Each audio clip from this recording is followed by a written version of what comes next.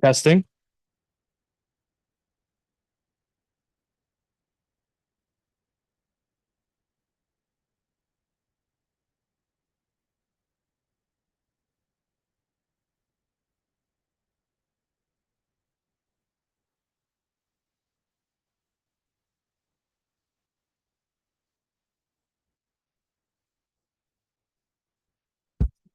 Good evening. Today is Monday, March 17th, 2025. We are at the Green Ladle and we'll call the meeting to order with the Pledge of Allegiance.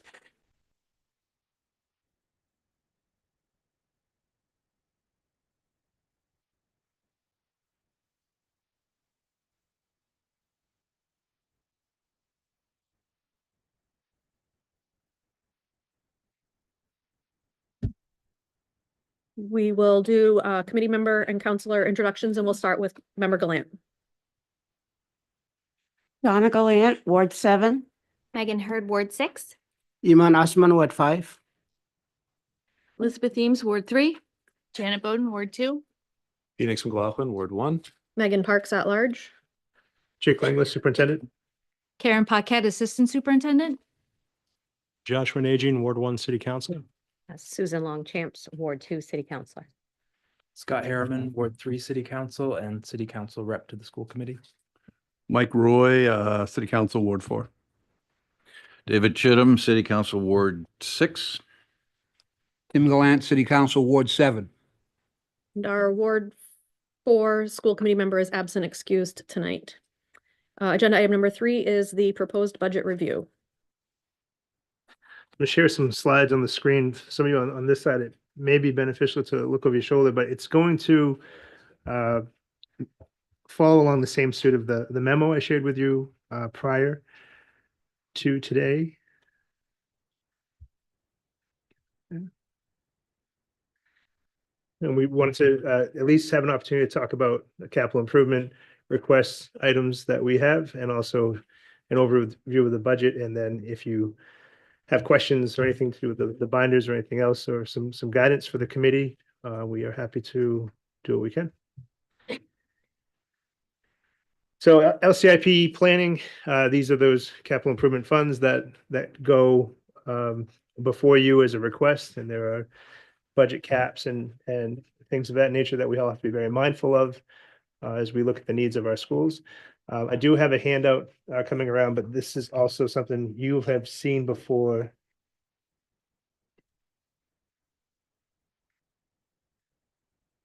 These are from the LCIP binder itself. And just we've working off of this for the a 5-year cycle beginning in FY26.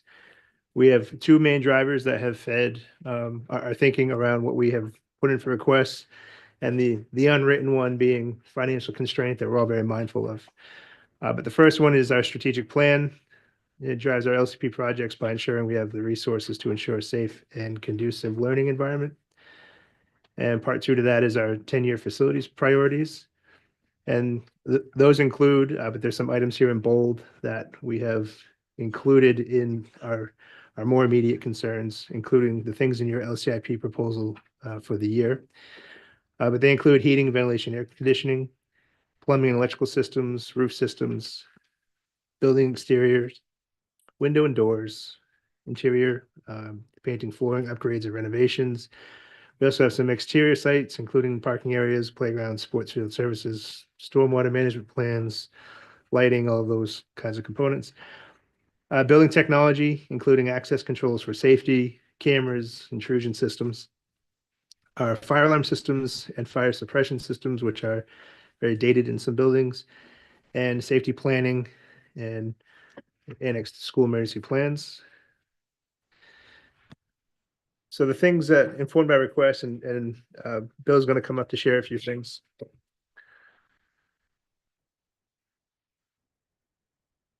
So thanks for agreeing tonight too, to allow us to kind of go through some of these, our LCIP projects. The handout that Jake gave you, those are all the ones for FY26. I just tried to pare down the book so that you knew which ones we were looking for the FY26 budget.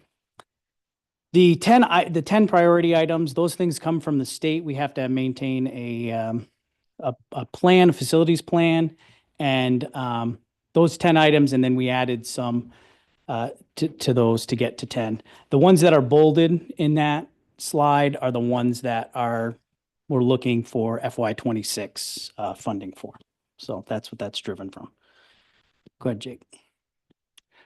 So what informed our request? Obviously, we had the 5-year LCIP cycle, so that is things that we continue to look at. We also look at staff input and expertise, not only with staff input, like principals, things that they see their schools are needing and whatnot in our leadership, but also expertise in our facilities department on what they know for different things that we need to update. We also are in the process of facility assessments. So we've had 4 facility assessments completed. Montello, LMS, Longley. That one was done in 2019, so it is dated. And we are working with Harriman to do the remaining ones because they've done all of ours except for 287 Main. And so they'll be able to run with that and update things on that. And then finally, obviously, city planning, and you'll see that in a couple projects that are joint with the city departments. So this is just a list of all of our requests. And that comes out to $3.9 million. You can see the number at the bottom. You'll notice the third from the bottom, the Montello fire alarm system, and I'll talk about this. That $20,000 doesn't meet the $50,000 threshold. So that's something that's being put into our operating budget to do the engineering and planning and bid documents for an FY27 ask for the actual fire alarm system. And then the bottom 2 are the joint. So while you'll see the full dollar figure, that gets split between the school and the city.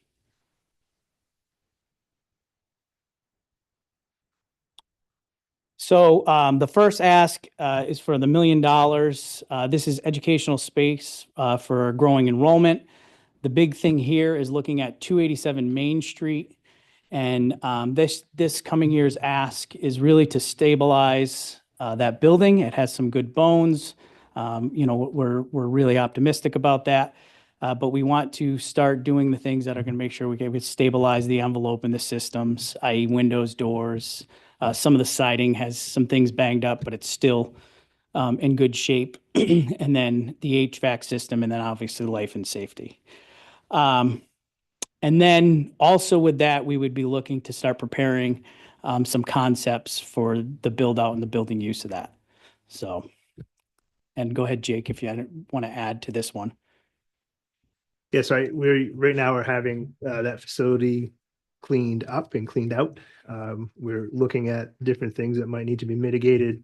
We did have an assessment done when the purchase was finalized or prior to the purchase being finalized. But we continue to look at pushing on space with current enrollments. We're looking at additional housing that's going in that we think will press our enrollments in our buildings being full or more full than they already are. But we're also something that you've heard us talk a lot about, having this multi-year approach with bringing students back home instead of paying high tuition costs for them to go elsewhere. And we are already seeing how that's had a positive effect to the tune of about $2 million. And that's growing from a reimbursement perspective. But the big challenge we're going to have very soon is where will these programs be able to live? If our enrollments continue to grow at the elementary level, we're out of space. And if our enrollments continue to grow at the middle high school level, we have a different kind of space issue. Ideas that have come up would be, do we go to a 6, 7, 8 model and pull the 6th graders out of elementary schools, creating more space for programs and kids to return? And then you have the new problem of all those 6th graders don't fit in the middle school. So you could do potentially 2, 6, 7, 8 programs or some kind of specialized middle school that offers opportunities that we might not currently be able to offer because of space limitations or physical plant. We do continue to look for external funds for this space, and we want to try to get it cleaned up, figure out a concept plan. And the way this is proposed to you in LCIP is similar to past projects that have been approved for moving forward, including fire stations or firehouses and police departments. So that's why it's being presented to you in that way. We did propose some funds for this over the last couple of years, not specifically 287, but around space needs. And we have pushed that out a couple of years and hopeful to get a little bit of funding to at least build out a concept plan, not just for 287 Main Street, but the Dingley building, and other enhancements that might be necessary in a place like McMahon, where some specialized programming is happening, but we would need to outfit some things differently if we're going to continue to expand that program there. I'm sure there's questions around that, but just wanted to talk about the growing enrollment piece is still a reality. And I also want to note that without getting into politics, knowing that there are political times, we're also seeing kids still newly enrolling to our schools. And I think kids that are living in communities, and I want to say this well, and I apologize if I don't, but kids who are living in smaller pockets of communities where they are very much a small number culturally or linguistically are moving to other cities where there are more supports and resources, places like a Lewiston, a Westbrook, a Portland, where there are additional language supports than there were or are in their current community. And so while we might see a curbing of new folks based on federal criteria, we are seeing folks in the state come to our door to go to school here. And with increased housing right around the bend, I don't see that number stopping, although I think we've trying to be conservative about that number, but we also have to have a space for kids if that doesn't curb. And right now we do not have a space for kids.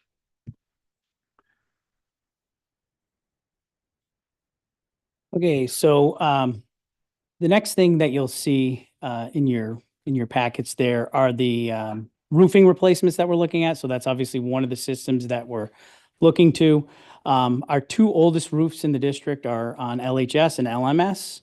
LHS, and I'll get into this on the next slide, but LHS, we actually got some really good news on that. As we were putting in LCIP projects for FY26, we had LHS roof in there, and we had an analysis of that roof done, a nuclear analysis, so they can see if insulation and whatnot is wet in that roof. And across that whole roof, which is about 130,000 square feet, did not have any moisture in that insulation. So that was a really good thing for a 20-year-old roof. So it does allow us to kind of be a little bit flexible and maybe do a little balancing acts here, because the flip side of that is LMS roof is a bit older. The parts that you see highlighted are all rubber roofing, EPDM, and those are definitely in need of replacement. Some of it's kind of pulling away from the building. The other hidden thing that you don't know when you're kind of going into this, and we're still in the analysis process with the middle school roof, but what kind of structural upgrades we might have to face because of the new building codes from when that roof was last done. Another thing that's really nice feature of LMS, but a costly feature, is slate roof, and that has I think about 20,000 square feet of slate on there. And so, right now it seems to be holding up all right, but it is something that we're going to have to look at doing. So, like I said, currently we're working with Independent Roofing Service, who we've used for our McMahon project, and they've been great, not only as a consultant, but also kind of as an owner rep, helping us go through and put together punch lists for the roof. And we're working with them kind of as the snow is cleared off the roof. We'll do a nuclear test there for moisture to see where we're at with things, and then work with a engineer to get an analysis of what the structure looks like there.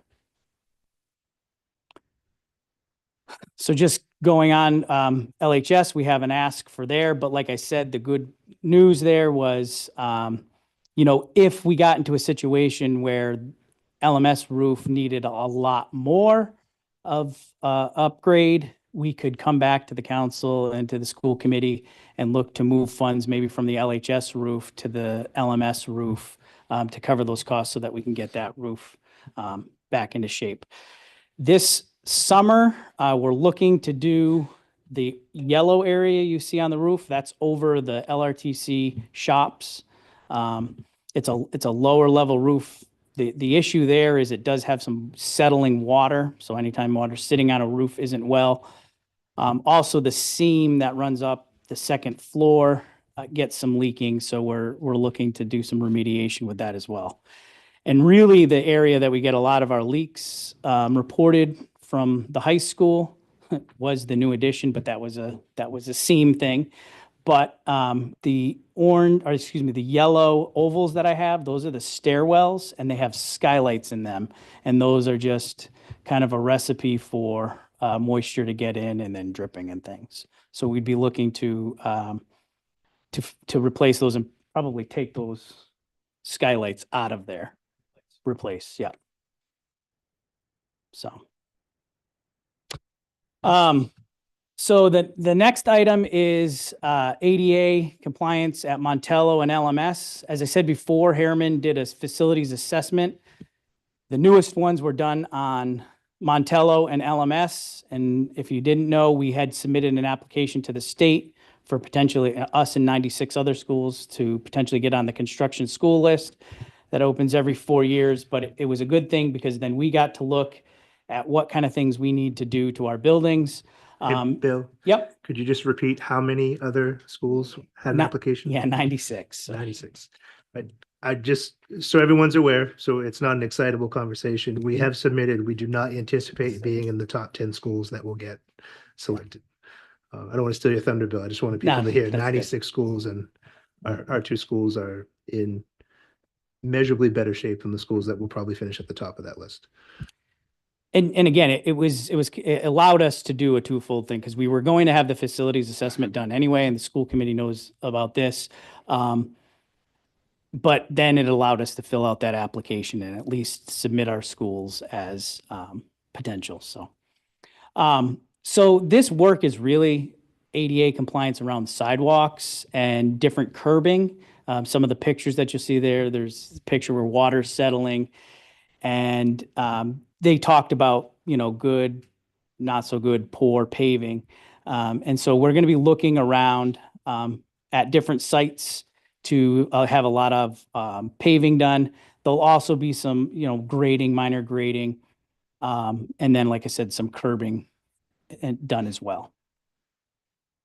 And the big thing that will happen with those, Montello's entrance is something that we're going to look to have some design work done around because of the way that approaches to the main entrance. That slope is a little too much according to ADA. We do have a side entrance that is compliant, so. All right, district windows and doors. This is a continuation from last year's LCIP ask. Our focus schools with this, again, comes from that facilities assessment, but Montello, Longley, and LMS. LMS has some ADA doors coming into the building that need to be reconfigured and redone. Longley has really aged doors, pretty much the same age as the building. However, we have had during the COVID funds that we received, we were able to redo doors that had to do with the lower level entrance in there. So those actually accounted for quite a bit of the building. And Montello, we are currently, we went out to bid and we awarded the bid, and it came in a little lower than we anticipated. And obviously we want to be mindful of any contingency of things. But that may allow us to do other things at Montello with windows, and it may allow us to do some things at Longley as well. One of the things about Longley is that building at one time had two entrances because you had the elementary school entrance and then you had the multipurpose center entrance. Then it went to one elementary entrance and you had the adult ed in the lower level. Now it has three kind of main entrances with adult ed, the next step high, and then the student resource center. And then the modular has our multilingual. So we've got to look at some configuration there and obviously talk with an architect about how we can do that best and be within ADA compliance. So. And that's just some of the windows and the doors in the back there is pretty common throughout the whole building of Longley, those type of doors. So district bathrooms, this is an ask that we've had on coming up for a couple years. And really we're looking at 3 locations, mainly LMS, but also Montello and McMahon. This is really around student management and student safety. If you look at the bathrooms that were put in our most recent school, Connors, you'll see that there's things like there's not doors on those bathrooms, but the way that the walls are shaped, it allows for you adults to be able to hear in there and notice if anything is going on. So it's really a safety kind of a thing. So we're looking with this ask to do that design work and engineering to upgrade our student bathrooms, particularly at the middle school and also like I said, Montello and McMahon. This comes in the last line. We received the most inquiries about this. And in fact, I saw one today about the blinking light on Farwell, in front of Farwell. So all of those blinking, flashing lights at our schools are reaching the end of their life for the software and being able to reprogram those. So sometimes when they go, it's either leave it on or turn it off, and you've got to do it manually. So we've asked for $50,000 over the next 5 years, each year, to replace the 25 lights that we have out there.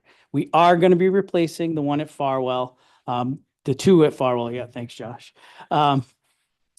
With this year's operating budget, we're going to be able to get those in, so that 25 could potentially go down to 23.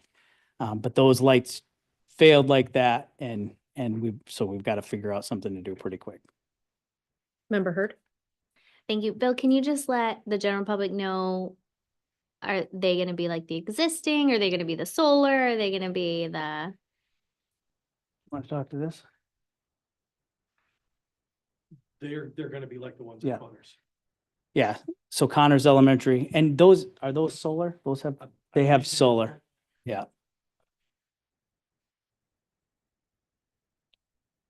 Should have our electrician here to explain this because he's got some specifics on what he would like.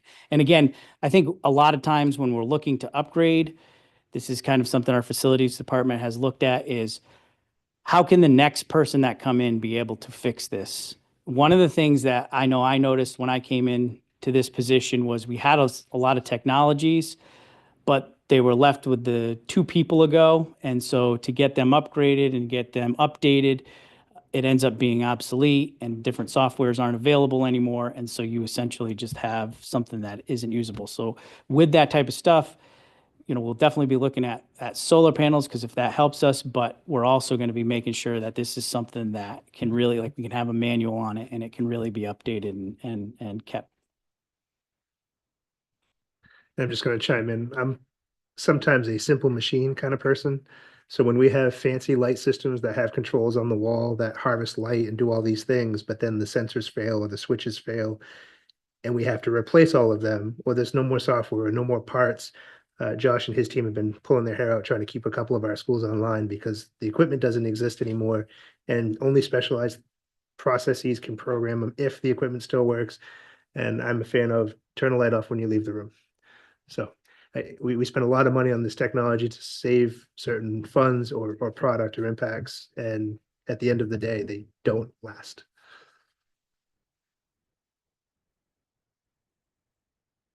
And this last thing, I kind of jumped the gun and I had explained it in the beginning of this, but we have the design that's going on in FY26, but in FY27, rough estimate, budgetary estimate was around $350,000 to replace that Montello fire alarm system. So that will be an ask in FY27.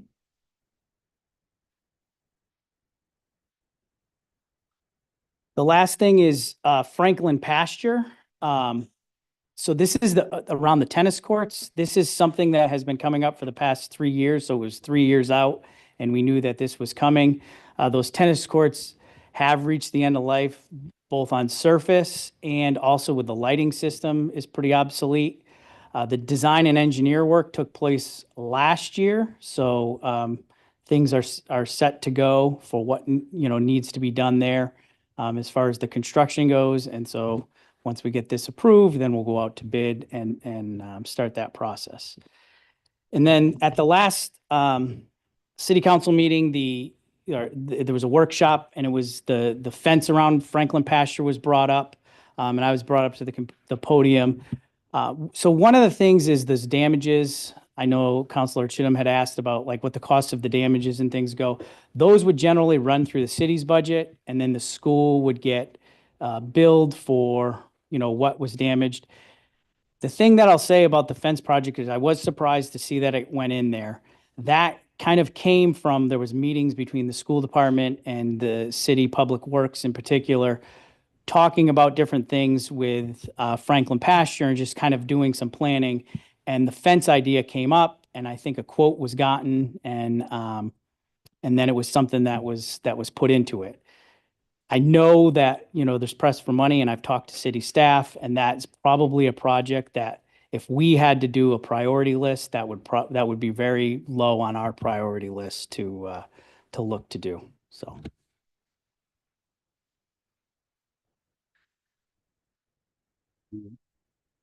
I think that's it. I don't know if there's any LCIP specific questions that folks might have, things that you need me to get back to you with. Counselor Galant. Thank you. Getting to that fence, I recommended the Public Works to look at the blue flashing lights for security. I mean, the reason was security, and they run about $28,000 a piece, which is fairly inexpensive to cover a field that size.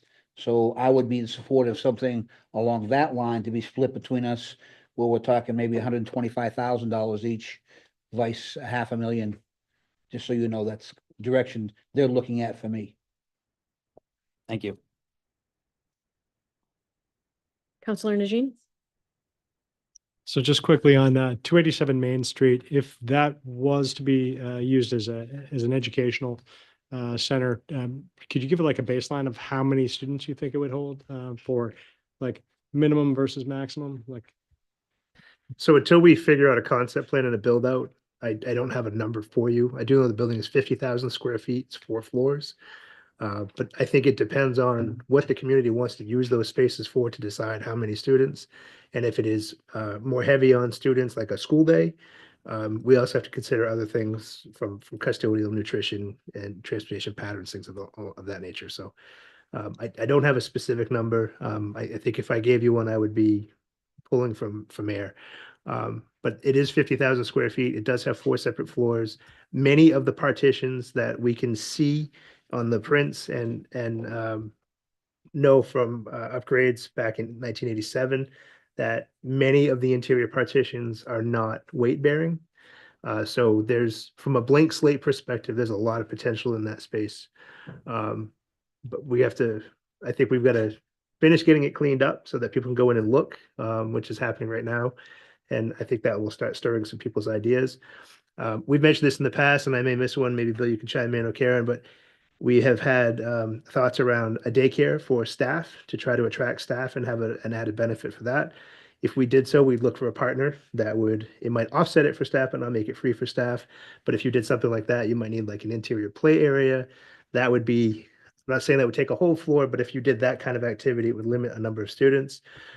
We've also, in an effort to seek funding, have looked for other collaborative partners that might want to fund a teacher training program or residency-like program. And if we can get funding connected to that, we might use chunks of the space or propose using chunks of the space for things that could range from college classroom-like spaces, or even maybe some efficiency-like apartments that might have people be able to be in that space as part of their residency. Again, that would be more of a finance-driven component. We've talked about added space for these special purpose programs that we have going right now that are seeming to have the effect that we had hoped if they came in and used a floor or 2 floors. We've also talked about office space. So right now we have started to disperse people that used to work at Dingley because it's not big enough, but could it be big enough to do something like special purpose private or not private, but our own programs in that space? Would it not? We still have to assess some of that stuff out. But we're definitely growing, and space is a big concern. We were hopeful to have more conversation about this building back when we had the Easter dollars from COVID. would have allowed us to do some significant upgrades there, but that didn't play out as far as the hospital's timeline on that space. So yeah, it's still got heat, still got power, still lights still go on, all of those things. So we're optimistic about what it could become, but I think very soon we can host a walkthrough over there and maybe sell some things that were left behind by the hospital, file cabinets and some furniture, things like that. But look at the space from a blank slate perspective with a lot of partitions that could come down and have ideas on how the space could be used. The other one was community partners or having a more dedicated space to have meetings like this, but in a space that's not being turned over every day. What it costs to have all these different spaces turned over by facilities and IT and do our meetings, it adds up. So part of our operation, it'd be nice to have a space that is public and available where people can go and have a meeting where there's room to actually have a meeting. Just some ideas. Member McLaughlin? Thank you. Two comments. One part of the space picture that I don't think came up was also child development services, which is coming our way one way or the other. So it's just, children, preschool age children with developmental needs that's going to be moving on to our plate one way or the other. And that programming will need to be somewhere. So that's just one thing I wanted to mention. Second piece is just a thought, maybe to plant a seed for the city council and maybe staff to consider this goes back even to my time on the finance committee. We spend a lot of money on engineering and design and architecture contracting. I wonder if it might make sense to add that up and see if there might be some financial sense in maybe adding some of that capacity to the city. So I'm frequently surprised how much we spend on that. Not that, it's not needed, but just that it really does add up quite a lot. I would guess it's certainly in the millions every year. So it might just be something to consider that would benefit all of us. Counselor Chittum, sorry. Thank you. Superintendent Langley's, when 287 Main was purchased, there were some deals, loans that obligated the city to repay the loan, but it was going to be repaid by the state. That's my recollection of how that happened. Can you clarify that for us, please? How was that building purchased? That building was purchased with unspent funds from the prior year. That building is paid for in full. So there was no loan No. taken out? No. No obligation that the state said that it would take care of? No. Okay, all No, right. We continue to talk to the state about renovating funds that might allow us to do upgrades or some renovations. That's constant with anything they put out. We look for ways to try to secure that outside of locally. Thank you. Yep.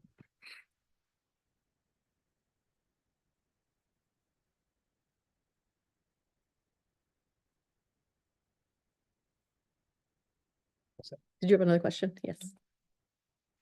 Just to make one quick comment on 287 Main, I believe that we used unspent bond funds from 2019, 2020. Was that correct? So it in part helped clean up some unspent bond funds, but there were also some local contributions from our general fund. And that other portion about being reimbursed for money that we were borrowing was another program that was brought to us. I don't remember exactly what it was, but Yeah, and that's what Karen just whispered to me. So there was a question floating around earlier today around LRTC getting some equipment enhancement bonded funds. But that process is well in the works, and we expect the money to be issued in May, I believe was this timeframe. Around the 22nd of May is the slated date for that bond issuance, and that's being paid for by the state over a 7-year window, I believe. and the one question I had about the replacement of school zone lights. So the ask is only $250,000 for 25 lights. It's basically 10,000 a light. I'm wondering why we would stagger that and not do it all at once if the lights are failing now. So the lights that are failing are already planned to be replaced. Go ahead, Bill. Yeah. So that was really looking at all of our asks across the LCIP and how we can be like, okay, we can't get everything now. Some of those lights still are in working order and still going, but this was just kind of a way over the next 5 years, let's plan to do that. I think why I put on there that we're beginning so much people calling about it is because the lights at Farwell, where a lot of people travel through that road, it just happened. We had put this request in before those lights failed, and then it was like, oh, they're failing now, so. Understood. I'm concerned obviously with student pedestrian safety, and I think any of these pieces, when it's a smaller ask, possibly it Yeah. might be something to do all at once, but. Yeah. Yeah. So Josh, our facilities director, is here. And one of the things just in the thought of replacing over the 5-year time is as we take down some that are still in working order, we can then use those parts for other ones so that we kind of have a reservoir of parts. So.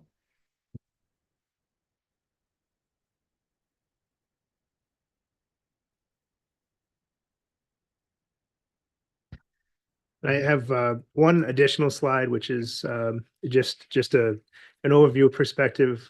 I think our community set us in a direction from a budget perspective for this year that we've tried to hold to. And I believe, I don't know if it's January or early February, that we had a joint meeting. And I had pledged to you, maybe to the chagrin of some of the folks I work with every day, that I would try to get the local to around 4%. And our total current budget is $117,177,091 and is a 3.44% increase locally. So unless there are changes, we remain under the 4%. We do have an anomaly with insurance. Healthcare folks sent a notice that insurance could be as high as 17.96, 17.89, close to 18%.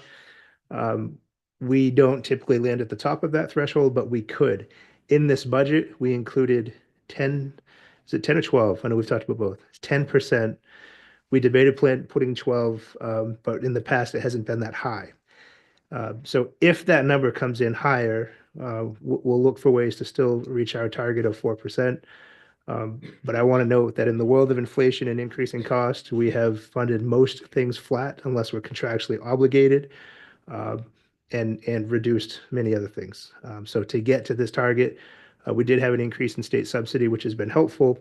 And I'm thankful to our delegation for some of that work. And I know that you all on both sides of this table have worked hard to make sure that's known to people that the subsidy is important. And we continue to provide testimony and speak on other policy around funding at the state level. And as far as the federal funding question goes, right now we're just trying to keep a pulse on things. But what we did not do was move federally funded things into our general fund. We just don't have the room. And it's a hard thing to say, but if we lose federal funding, not only will those supported things go away, we also could take a hit on federal funding and cause us have to stop doing certain things like 21st Century because we have calculated match pieces that we are obligated to under the contract. And if we can't meet the match or the federal funding gets curbed, we'll have to just abandon the project as a whole, potentially. I don't want to be doom and gloom. That hasn't happened yet. And some of the later conversations have really been around shifting which portions of the federal government will be charged with which things and not necessarily about cutting funding for education. But I'm just trying to follow the facts, and it's day to day right now as it relates to federal funding. We do have over 30 positions, I believe, that are federally funded. Those are largely interventionists and people who provide smaller group support for kids who are struggling to meet certain things. Some of our other support staff that we have as a district, and those positions, if those funds are cut, unless it happens very soon, we will have no ability to obligate those funds. So those positions would dissolve. Counselor Harriman? Thank you. I remember from previous years that insurance number comes in sort of halfway through budget season or so. Can you remind us when we might know when that is? Could be this week or next week. Usually, Adam's saying end of April. Sorry. I thought last year we got end of March. At the end of March, we'll get what all the ranges are. And then I think it's like April 10th is the date of getting the actual number for us. But the range will narrow it further from the 17 to nothing. And I say that because we've actually had years that we anticipated 6, 7, 8%. We budgeted 10 just to be on the smart side, and it came in lower than the 6%. So um, I think in today's thresholds, knowing the metrics and how that number has come to, we're not going to be at zero. But I also don't want to get ahead of myself and act like that may not be a huge cost. Any percentage changes in that will certainly impact our budget and our local ask. Any other questions or comments? Member Glant? Yes, I've heard some talk about our nutrition program. Will the federally funded issues affect the nutrition program? So things we don't know about could, but what we do know about is about $125,000 was curbed from USDA funding towards our schools. And it was for purchasing fresh fruit and dairy and things like that from local businesses. And so the impact will likely be greater to local businesses because we will find a way to source what we can from the least expensive source to try to maintain our nutrition program. Alyssa Roman, who's our nutrition director, has already been in conversation with us about ways in which we can curb that hit, but it would be less snack, different alternatives for lunch. I wouldn't say it's necessarily going to have a impact on kids being able to get meals at school. But I do see a potential for a larger impact to local farms, local made in Maine kind of folks where these funds were specifically used to help in an economic ring around Lewiston. So we purchase things from local providers.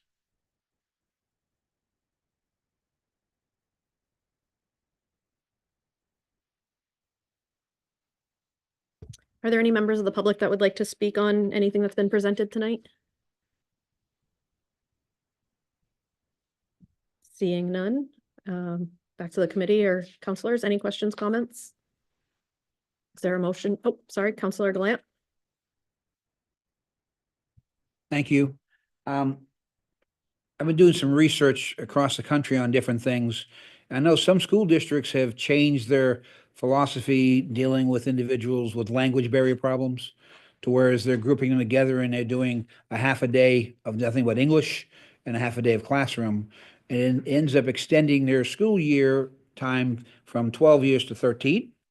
But when they get to their upper grades, they can speak English and understand it. So those positions are no longer needed or required.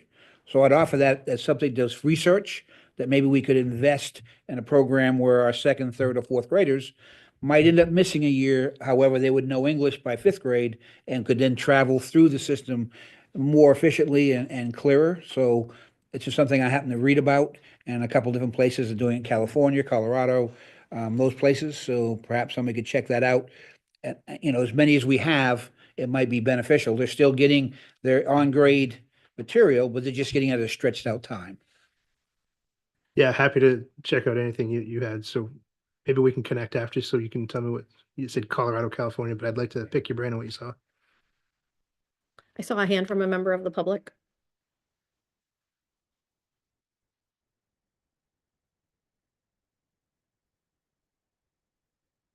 This one. AJ Saunier, Monmouth. I work in the schools. So we're talking about nutrition programming being cut, specifically the 125K curbed in reference to purchasing from local businesses. And I was just thinking about how this is a really good time to bring up all of the incredible work that our students are doing when it comes to hands-on and outdoor learning in community gardens and in our STEM classrooms, connected to scientific learning about how things grow and how we can make food and how some of that food can go into our cafeterias.